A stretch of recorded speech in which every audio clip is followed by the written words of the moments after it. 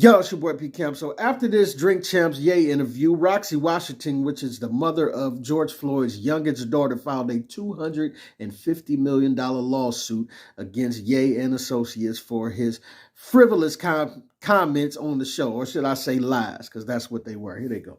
I watched the George Floyd documentary that Candace Owens put up. One of the things that his two roommates said was, they want a tall guy like me. They want a tall guy like me. And the day when he died, he said a prayer for, 8 minutes. He said a prayer for 8 minutes. It's funny how poetic Ye make this seem. Was he saying a prayer for 8 minutes, or was he begging God and this officer for his life for 8.5 minutes because he knew he had little chance to survive? They hit him with the fentanyl. If you look, the guy's knee wasn't even on his neck like that. When he said mama is his girlfriend. They said he screamed for his mama. Mama was his girlfriend. It's in the documentary.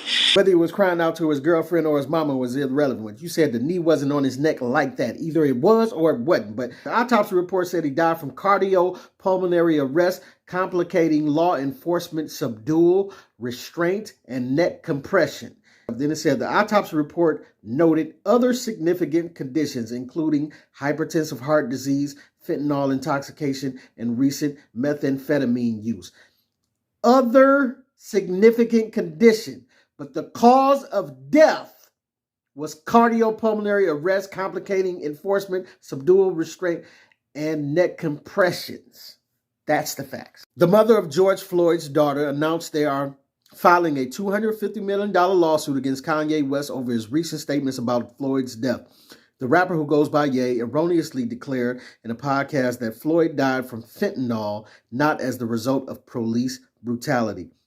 Kanye's comments are a repugnant attempt to discount George Floyd's life and to profit from his inhumane death.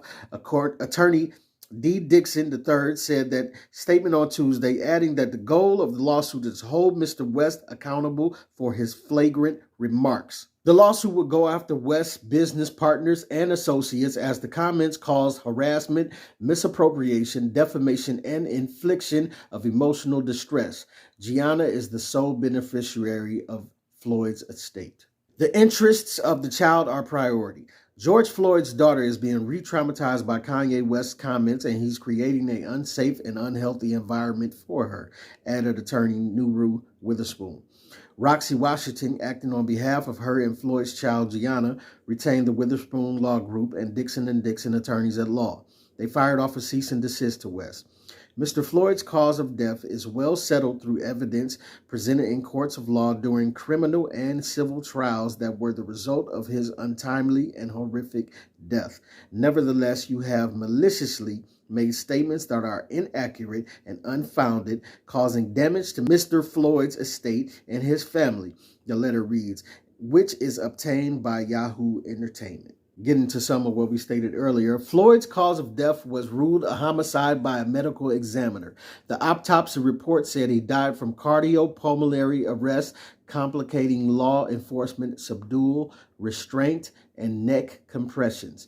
Former Minneapolis police officer Derek Chauvin kneeled on Floyd's neck for almost 9 minutes, as seen in the video that sparked 2020's social justice movement. The autopsy report noted other significant conditions, including hypertensive heart disease, fentanyl intoxication, and recent methamphetamine use. Floyd's brother is mulling a lawsuit against West as well. Civil rights attorney Lee Merritt, who represented Floyd's family, said they are considering suing West for intentional infliction of emotional distress, as a defamation lawsuit is not possible. While one cannot defame the dead, the family of George Floyd is considering suit for Kanye's false statements about the manner of his death. As I'm not sure which one is the absolute truth, his brother's lawyer says you can't sue for defamation because you can't defame the dead, but his baby mother lawyer is saying that is one of the reasons they can sue as far as defamation. Upon other reasons, I don't know which one, however that plays out, but I do know he can be sued. We just seen the Cardi B situation with Tasha K as far as her spreading lies, but like I say, they say you can't defame the dead, but there's got to be a case here. It definitely is, because they filed it for $250 million because he's flat out lying on the autopsy report. The autopsy report says what happened. And they choose to make documentary. Listen, just because it's in a documentary don't mean it's true. Part of the documentary that I saw was just Candace Owens spending time dredging up his history as far as courts. And you're dredging up crimes that he did in the past. What did that have to do with the way in which he was murdered by the police? It has nothing to do with it. You can bring up all the crimes he did in the past. It doesn't matter with the way that he was murdered, okay? That is the simple truth that we're dealing with right here. And that was a false statement that Kanye made. And it looks like he may have to pay a hefty price for it sometime in the near future. But something that hit me, that fucked me up when I was watching the documentary, and it said they want a tall guy like me. When I looked at that image of him, this tall black dude with the bald head, he reminded me of somebody else. Who do you think he reminded me of? Virgil. He reminded me of Virgil. You know what I'm saying? I'm not finna cry in front of y'all because that's how they get me, right? But I know that we lost him. And I know that this white company, Louis Vuitton, is now making statues of him, like as a martyr. And we don't know why exactly. We say it's cancer. You know what bugged me about this, Kanye? I know you and Virgil wasn't best friends, but you knew him as far as a work capacity, I would guess.